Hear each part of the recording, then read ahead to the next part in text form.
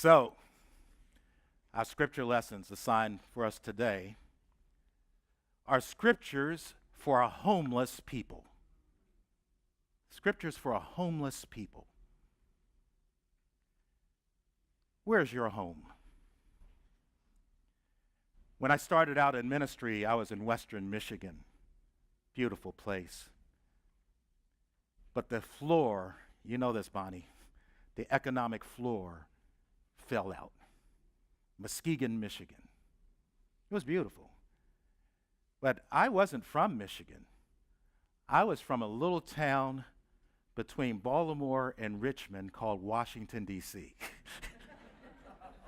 It's my hometown. I spent 12 years in Michigan. I loved it, loved the people. The church, I served there. I was first in the Reformed church. It was in the poorest part of the black community, what was left of it in the ramshackle homes in Muskegon, Michigan. In an old building, but we had new ideas. And in 5 years, we built a health clinic for the neighborhood, a neighborhood arts ministry, a youth ministry. And then some things started happening. And guess what we did? Where everything else was crumbling, we built another building in that community. The only thing that had been built there in many, many years, it was the church.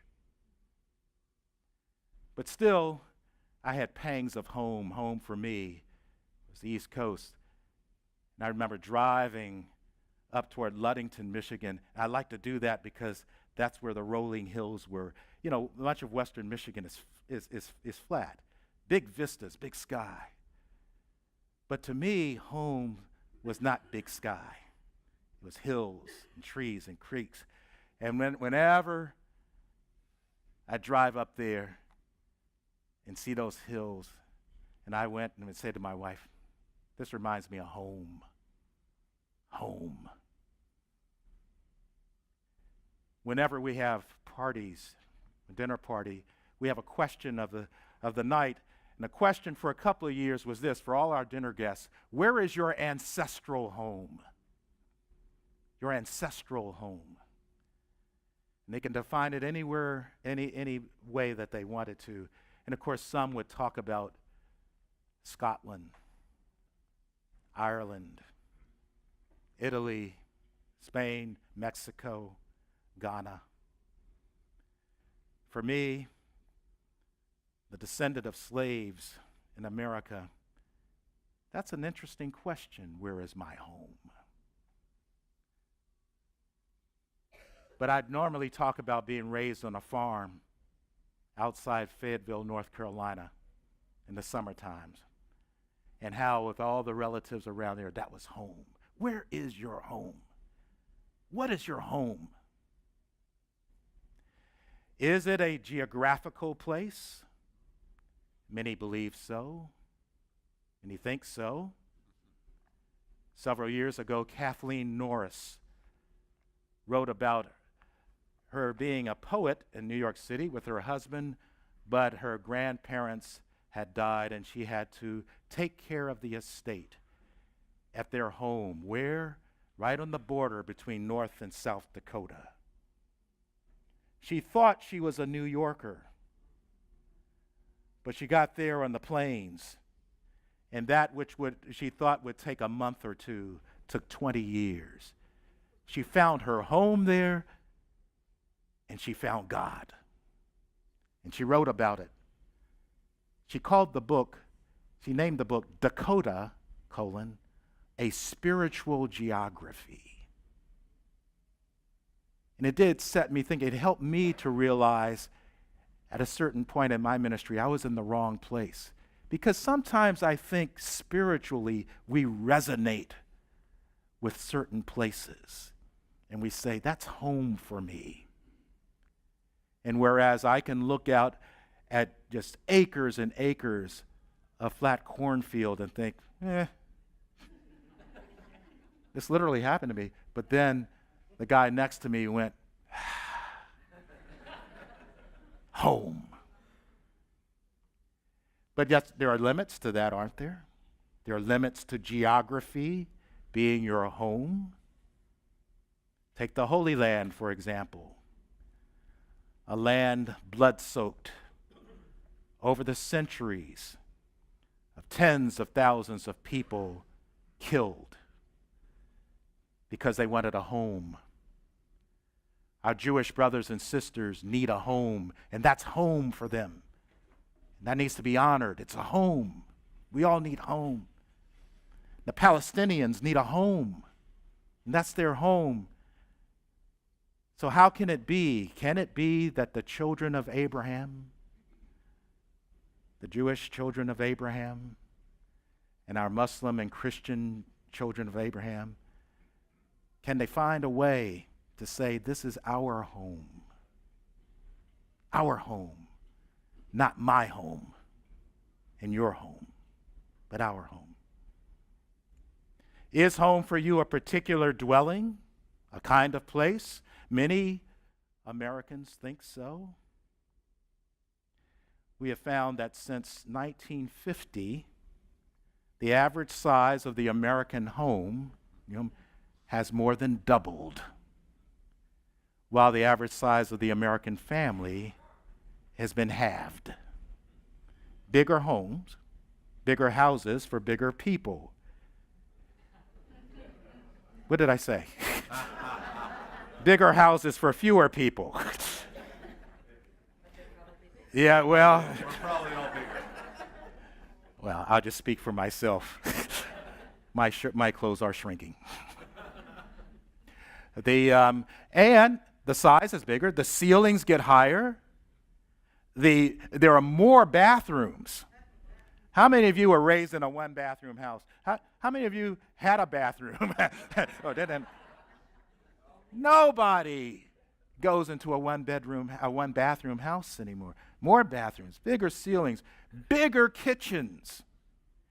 And Americans are cooking less. So let's add it up. We cook less, bigger kitchens, smaller families, bigger houses. What's going on? There was someone who studied this, Sarah Susanka, several years ago, about 5 years ago, and she said she looked at the data for bigger houses and says what this is really calling to is that our Americans are in a big search for meaning. The search for the right house is a search for meaning, but we don't have a language for it. And we think if only we had the right house, only the right house, and it looked a certain way, then we would be home. We'd have a home. And we all need to be home. If it's not geography, if it's not a building, relationships, yes and no. Some have said home is where you are at 2 a.m. in the morning. Or home is where, when you knock on the door, they open the door and they have to let you in. But is that all that home is too? Relationships? Many years ago, Fred Craddock told the story about a friend who was a missionary, an American missionary to old communist China, he and his wife and their kids, during a particularly rough time to be a Christian in China. And he said they were under house arrest after a while, and then soldiers came and said, in 2 weeks' time, they had to leave. And they could take 200 pounds of things with them, 200 pounds. So he and his wife got to work, and they started making inventory of everything. And of course, that gives rise to arguments. What goes, what doesn't go? This vase, we got to have that. My grandmother gave us that. The typewriter, I need that. Oh, the books. Got to have the books. And so on. And so it went. The arguments about what to take. Finally, they got it down to 200 pounds. The soldiers came. Are you ready to go? Yes. Did you weigh everything? Yes. Did you weigh the children? No. Weigh the children. And in an instant, In an instant, out with the vase, out went the typewriters, out with the books. Jesus said, birds have their nests. Foxes have their holes. The Son of Man does not have a place that he can call home. He was pointing to something else. And so, but when you find yourself homeless or in that search for a particular place, all sorts of things get messed up. Ask the Israelites. In the first lesson today, notice the language. On the third new moon, after the Israelites had gone out of the land of Egypt, on that very day, they came into the wilderness of Sinai.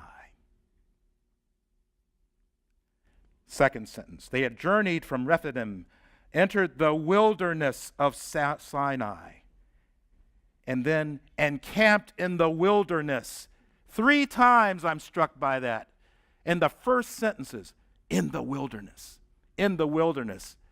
Obviously, a point was being made. These people were homeless. They were in the wilderness, translated sometimes in the New Testament, the desert, the place where there is to be no life, the place where nobody wants to be. Make no mistake about it, the Hebrew children were in the wilderness. They had no place. How did they get there? I know they were wondering that because some promises had been made to them, to their father Abraham. I'm going to give you a place, Abraham.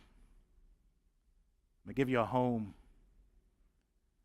They remember those promises, but it seemed like in no time at all they find themselves in slavery. And then, oh, thank God we're out of slavery. We can go home now.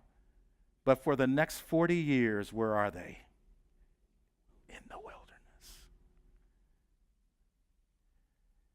If you're in a search for home, you're probably in the wilderness. And what could even make it more bitter for you is if you know that God led you into the wilderness. In the Christian scriptures, it's a recapitulation of what happened to the Hebrews. Jesus, our Lord, was baptized, commissioned in the river Jordan. Now he's going to go. He's going to go, right? Except, wait a minute. Luke 4, the Spirit of the Lord, the Spirit led him where? Into the wilderness. 40 days, 40 nights corresponded to 40 years. It's almost like it's almost as if the scriptures are trying to say, if you want to go home, you got to go through the wilderness. No wilderness, no home. You got to get through the wilderness. The same lesson is taught in different words in the gospel lesson. Jesus asked his disciples midway through his earthly ministry, what are people saying about me? What are they saying? Well, so the disciples had a nice little theological parlay over wine and cheese. Well, some say you're John the Baptist, come back. Some say you're Elijah. Some say you're this. Some say you're that. We still have those Christological arguments. But Jesus then looks at them. But you're my guys. I've been with you, man. Who do you say that I am? It was like a search for meaning.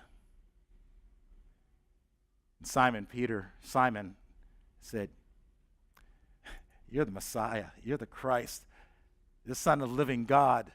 And Jesus said, that's good. You're right about that, Simon, son of Jonah. Flesh and blood have not revealed that to you. You, in that moment of discernment,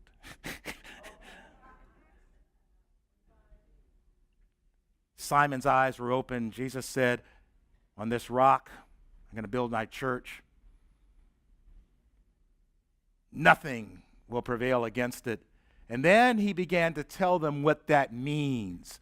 What does it mean to be the person that he was and to follow him? It meant a kind of crucifixion. It meant going through a deeper wilderness, outside of their comfort zone. What was Peter's answer? Now, Peter, he says, oh, Lord, whoa. You don't quite have that right. You can't mean that, Jesus. If being the Messiah, the Christ, means anything, it means that we're done with this wilderness stuff. Huh? That's right. Bring us home. And I love when Jesus said, oh, get behind me, Satan. My gosh, 5 minutes ago, I'm going to have the church built on me.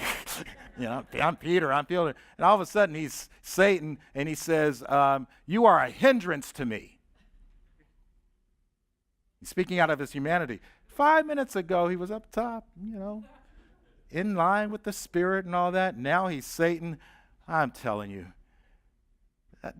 that's like everybody else in the church but me. You know how that goes. Jesus says, no, if you want to follow me, you got to take up your cross, your own cross, and let them deny. You have to deny yourself. You have to let go. You have to go to a place where you don't want to be. If you want to find your life, you better be prepared to lose it. If you lose your life for my sake, you will find it. You have to let go, Peter. And yes, it's going to mean wilderness and pain and crucifixion. It's funny why they call that the gospel, good news. What did you expect today? Good news? When Peter said, oh, Lord, you got that wrong. Things are kind of going well now. People are coming. Jesus, the crowds are coming along. And Jesus, we're going to build, and we're going to go. We're going to go to where the people are, and it's all going to be up, and we're going to be well and healthy and wealthy, and we're going to grow and all of this. And that's when Jesus said, no. That's not the gospel. That is not the gospel. Lose your life, Peter.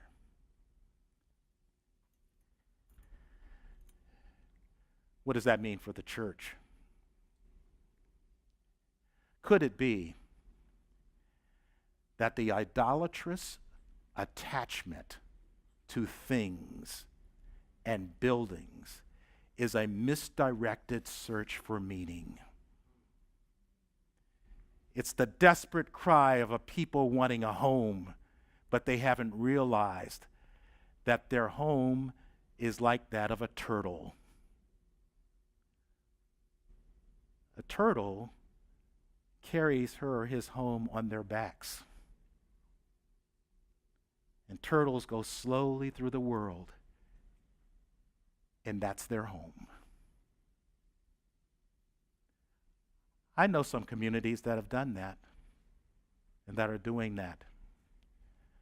We have several in Maryland. We have places like St. John's, Mount Washington, where it said, this building is not serving us. It's not serving us. They weighed everything and packed up. And on that Sunday, we marched from that building up to the nursing home where that faith community has made a home. Home.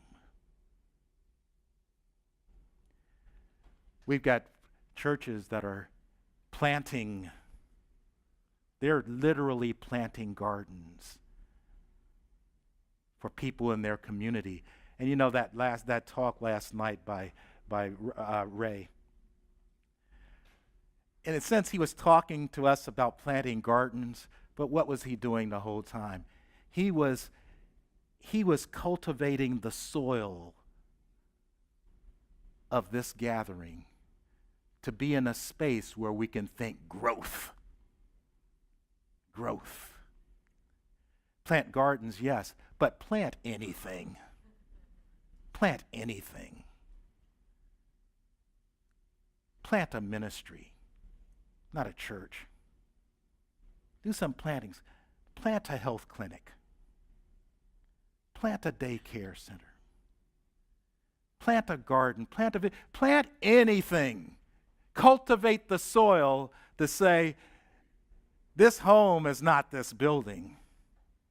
It's about following the Son of Man, the human one. Plant anything. And in the planting, we may find something like we found in Muskegon, Michigan,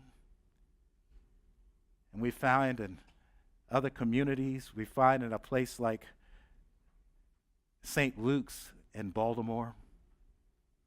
St. Luke's, beautiful Gothic cathedral-like building in bombed-out Baltimore. That section of Baltimore, one of those sections that's bombed out. There's no economic life around there. And for years and years, that church, which was once for the wealthy, and they built a great, great place, a beautiful building, they've gone and left.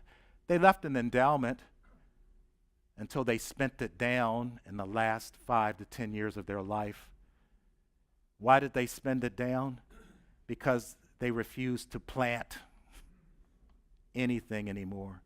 They thought it was about them. They thought it was about the building. They thought at all costs, we're going to be there at all costs. And so it went down to almost nothing.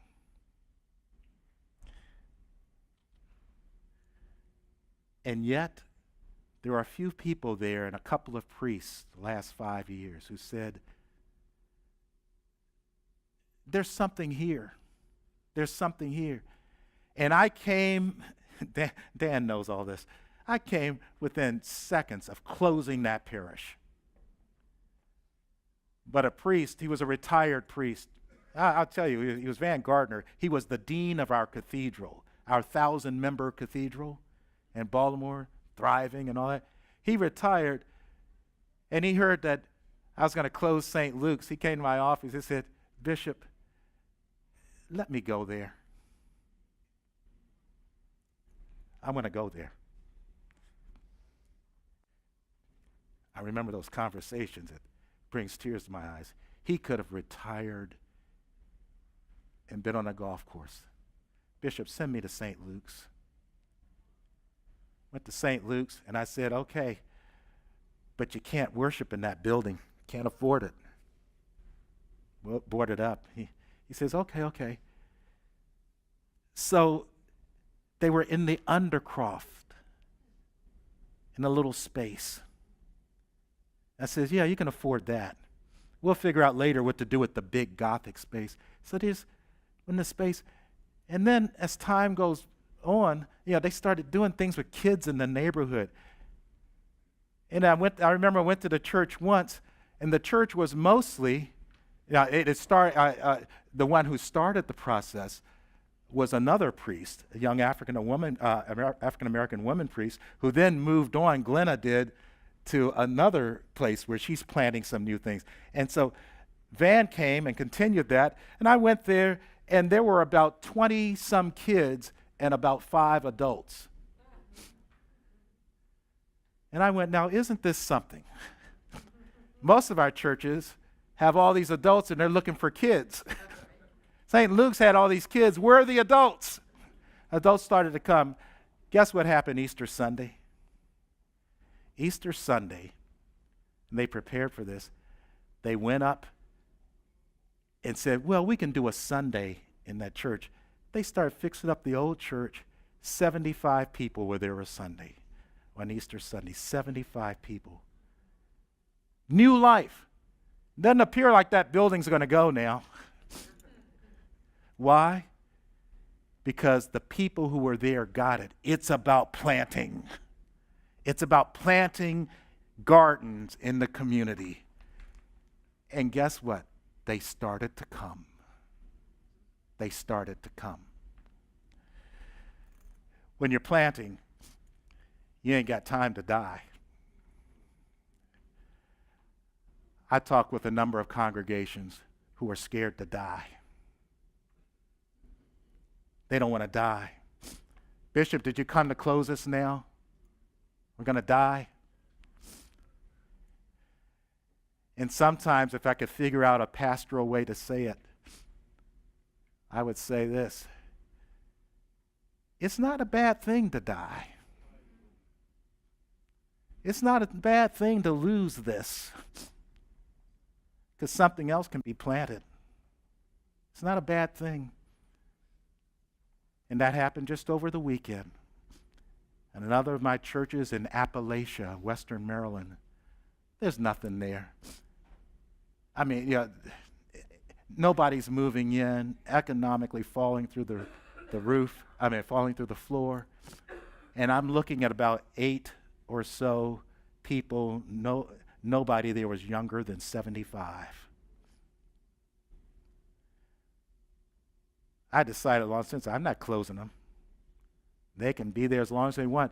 But we did a Bible study. I went there for no other reason to say, I want to study the scriptures with you.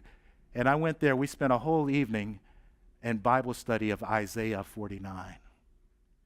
And we asked the question, what is this saying to you, the church? And they talked about their life and their future, and it was just Spirit doing all this. And I said, well, that's interesting. You're basically saying you don't think you can survive in this building. Yeah, well, let us know how we can help you in your discernment. Was it up to $80 now? It wasn't a robust discernment. I went there over the weekend, and they said, Bishop, we can't do this anymore. There's another church in town, and we think we're going to link up with them. And I said, yeah, I understand. Let's find a date. We got a date. We went there. The bishop didn't come and close them. And we just did Bible study about what it means to be people. And already those people, I just talked to the vicar there before, and she says, they are preparing for a new home. They've let go, and they can prepare for a new home. So I want to say to some of these other churches, and maybe where you are, don't be afraid of dying. Don't be afraid of dying. You got to die. As Ray said last night, nothing really dies. It just transfigures. It transforms. Don't be afraid of dying. Don't be afraid of losing the building. There are other buildings that can be used. Don't be afraid to die. When you're afraid to die, you're not working for the kingdom. If you're feeding the poor, you ain't got time to die. If you're healing the sick, you ain't got time to die. If you're giving your all, you don't got time to die. Death is not on the agenda. It's just feeding and healing and working and serving. That's what life is. Life is not trying to breathe and avoiding death. Life is serving. If you want to find your life, you got to lose it. So, Lord, we keep so busy praising my Jesus. Keep so busy praising my Jesus. Keep so busy praising my Jesus. Ain't got time to, 'cause when I'm healing the sick, I'm praising my Jesus. When I'm healing the sick, I'm praising my Jesus. When I'm healing my